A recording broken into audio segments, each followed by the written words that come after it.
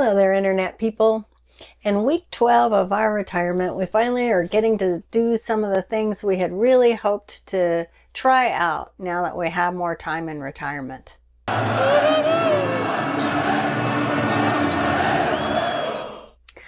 Timmy with Overthinking Retirement, and if you're new here, our channel is all about figuring out what gives us joy in retirement and trying to plan a retirement that is joyful and fulfilling for both of us. And that could be difficult because we don't always like the same things. So this week we tried out camping. Now, we've done a lot of camping. We live in a trailer, but we haven't done a lot of camping in our truck camper. So this was one of our first real road trips in the truck camper to see how we enjoyed just spending time together, exploring new places, and sleeping in our truck camper. It was really fun to see a plan come together. I don't know. I think a lot of our lives we dream about retirement and what we think it's going to be like. And then you get there and you're just kind of, I don't know, it seems very different than the way that you had envisioned it. And it can be a real struggle, I think, in retirement, comparing the reality of retirement to the expectation of what retirement or what you thought retirement was going to look like.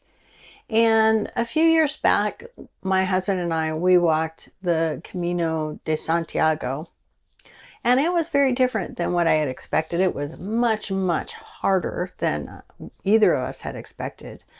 But there was something that, a realization or an insight that came to me on that trip. And the insight is this: your expectation is never real. Your expectation is just a fantasy that you made up in your head. It's like a daydream. It's nothing. So it just really doesn't make any sense to let a daydream interfere with your enjoyment of reality. So camping is one of those things that teaches you that as well. Like, you always think it's going to be having fun, roasting marshmallows, but then you go to do it and this breaks and that breaks, or it's cold, or it's too hot, or there's mosquitoes. There's always something that sort of interferes with the daydream of your expectation of what an experience is going to be like. And I'm learning as I grow older not to worry about that, just to enjoy what I can and not compare it to something that just was never a real thing. So yes, this week we're starting to explore whether camping in different parts of the United States is going to be something that we want to spend time doing while as part of our retirement plan. And I guess I have to get together with David and see what his thoughts were. For me, I find it very enjoyable. I like exploring new places. This trip was no different. We got to spend time in a campground we've been in before, but it had been many years. We got to be near the water, which is something I always enjoy. And it's just a joyful thing for me. I don't mind living in a small space for, I would say probably up to a month. I'm not sure I'd want to live in a truck camper because it really is a very tight space, but it is a really feasible way to explore the country. So we'll see after this trip how much he wants to go on the next trip. And that'll tell me whether David enjoyed it, because it can be hard to get some information out of him sometimes. But for David, it's a little more work because he's the one who has to get everything ready. He's often the one that does the dirty work, like dumping the waste tanks and so forth. But I found it to be a beautiful week. I had a lot of fun. So here's a breakdown of our expenses for the week while we were camping on the Oregon coast. All right, so we always start with our fixed expenses, which for us are $29 a day. This includes our health insurance. It includes our phone, It includes our auto insurance, just things that we pay on a yearly basis, or that we know how much it's going to cost us on a yearly basis, so that we can just roll it all in to one daily expense for the purposes of this challenge. So on Monday, we had our $29 expense, and then our expense for the campground was $55 a night. And those are fees that seem to be going up everywhere that we've looked. Camping, people used to think that camping was kind of an affordable way to live. But when we did the math on that, that's still, what, 55 every 2 days. It's going to be $100. So what, $1,500 a month, if my math is right, if you were to camp in a state campground, which you're not allowed to do anyway. They only usually let you stay for 2 weeks. But so it's not the cheapest, but this was a very nice campground right on the coast. Maybe not all Oregon campgrounds are that expensive. So let's see. On Tuesday, we had our fixed expenses and then the campground fee, and then we bought some clothes. So in the campground where we were, right next to it, they had some factory stores, and we know that we'll be going on a cruise very soon. So we're starting to plan that cruise out, and as part of that, we wanted to buy some new clothes. It's always fun to have some new things when you travel. So we spent $130 for clothes for the cruise, and that brought our total for Tuesday to $214. On Wednesday, we had dinner with family. So we spent $117 on that, as well as our campground fee. And then we bought more clothes. That was $34. And then I don't often buy makeup. I'm not a real, I guess I would call myself a real put together.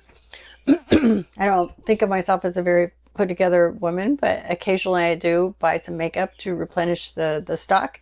And I went to Ulta and paid $96 just for some skincare stuff and some makeup.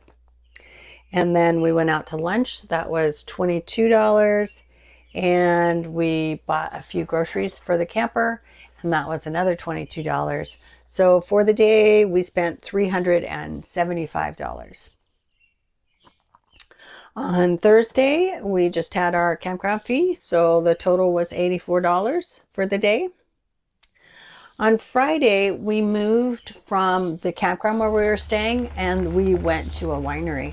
So we discovered this subscription service where you pay a certain amount yearly, and then you can stay at different wineries, and your only commitment is, buying something at the winery, or they also have farms and some museums. In this case, we went to a winery in the McMinnville area of Oregon, which is a beautiful wine country. And we just had a delightful time tasting some wines, having some hors d'oeuvres, and just enjoying our time there. And then the price we paid for all of the food and wine basically covers the nightly expense as well. So I feel like so far it's been a pretty good value. And so we spent $115 at the winery. And then we did some thrift store shopping and spent $14 on some clothes at the thrift store. And I also bought some flip-flops at the factory stores where we were staying. So that was $32 for the flip-flops, which is more than I would normally want to pay for flip-flops. But I have found this particular brand, which is just flat Nike flip-flops, to be so comfortable and so durable that I'll often have the same pair of flip-flops for a couple years, and so it's worth it to me. I really get the use out of it, and I know I'll use it a lot if I'm going on a cruise, so I really needed some new flip-flops. So our total for Friday was $190. On Saturday, we were just camping at a friend's house. I was going to spend some time with friends the next day. I have a group that I spend time with weekly playing games, or not weekly, bi-monthly. So twice a month I spend time with this group, and one of the members kindly let me stay at her house so that I could enjoy time together with them the next day playing games. So free lodging for the night, and our only expense that day was some groceries, which we spent $60 on groceries. So the total for Saturday was $89. And then on Sunday, we were heading back home. So we spent the night at a casino. So on the way home from Portland, which is the general area where our family lives, we drove up, and on the way there's a casino that lets you spend the night for free, and a safe, easy place to park and no fee. So we had actually no expenses on Sunday. Our only expense was $29. So our total for the week was $1,065, which again is over budget, but we were traveling, and we do expect sometimes to go over budget when we're traveling, and that's just the way that it worked out. So I wasn't too sad. I feel like we got pretty good value for all the money we spent in week 12 of our retirement. We started the week with $226 in our budget, and we overspent by $225. So we are down to $1 in our budget bucket. And I'll tell you, that is not going to cover the over expenses that we have on our cruise. So far, it's not looking too great for this $120 a day challenge, but we'll see. Thank you for joining us and watching and following along as we, figure out this whole retirement thing. If you find this type of content interesting and just want to see how everything works out for David and I in our retirement, please do like and subscribe. If you have any thoughts on camping and how the expenses are going up in state campgrounds, again, leave a comment. I love hearing from you. So next week we're going to be back home. Hopefully we're going to make up some ground on our budget bucket so it's not completely empty. And I hope to see you then. Until then, I'll be overthinking.